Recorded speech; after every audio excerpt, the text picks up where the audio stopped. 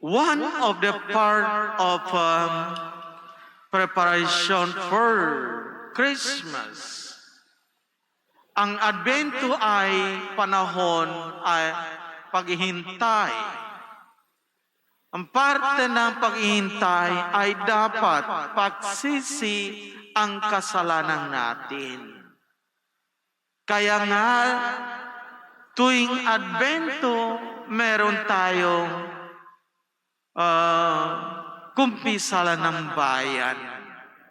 Yung parte ng ipaghahanda, welcoming Jesus, preparing the way for Jesus.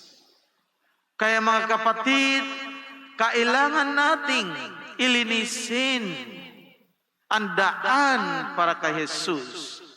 Kanina narinig din mga Pariseo at Saduseo pumunta kay Jesus, kay Juan Bautista para pabinyag.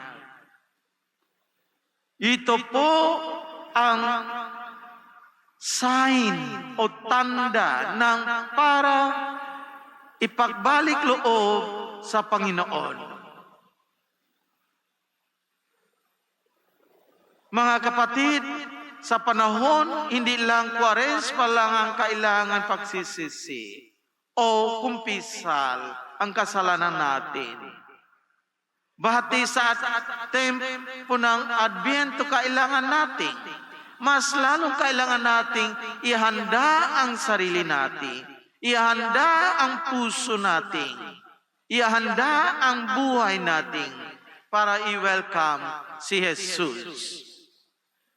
Advento ay hindi lamang ipaghahanda para Christmas.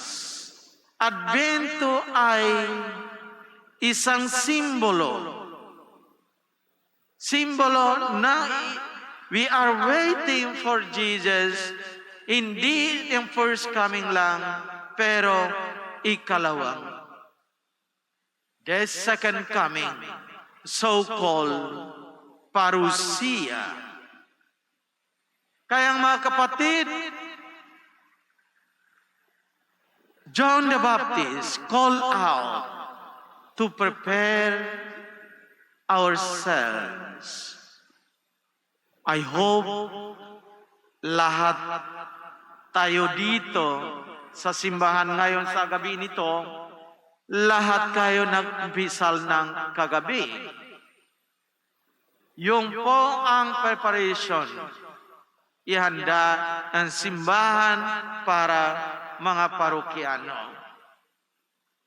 Kung hindi tayo ihanda ang sarili natin, for what we celebrate the Christmas.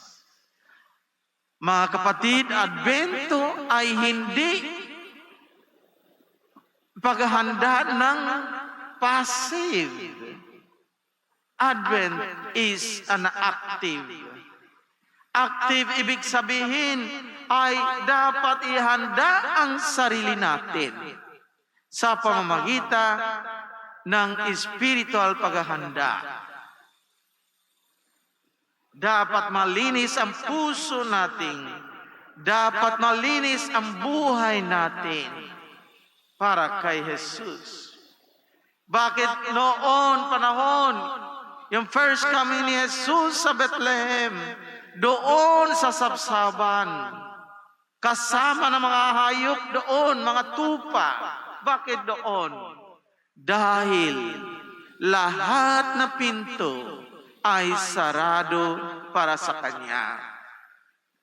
Sana panahon natin ngayon, ibuksan ang puso natin para i-welcome si Jesus. Pero ang puso nating punong-puno ng masasama, punong-puno ng kasalanan, wala nang lugar para kay Jesus. Katulad din mga tao, panahong ni Jesus doon sa Bethlehem.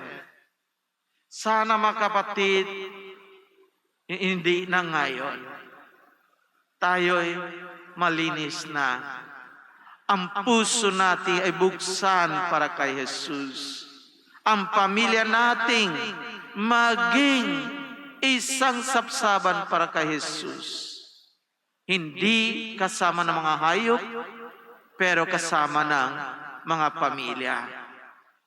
Sana mga kapatid, ihanda ang sarili natin. Seryoso tayo sa pananampalataya natin. Seryoso tayo ipaghahanda ang sarili natin. Siguro, ibang tao, they take for granted the Advent season. Siguro gusto nila Christmas, pero ayaw ng Advento. Kung ayaw mo ng Advento, paano i-celebrate ng Christmas? Walang kwenta, walang meaning, walang kahulungan ng Christmas. Kung puso nating ay puno ng masasama, galit. How can you say joy to the world if there is no joy sa puso natin? How can you say the joy to the world? Well, ang pamilya natin ay watak-watak.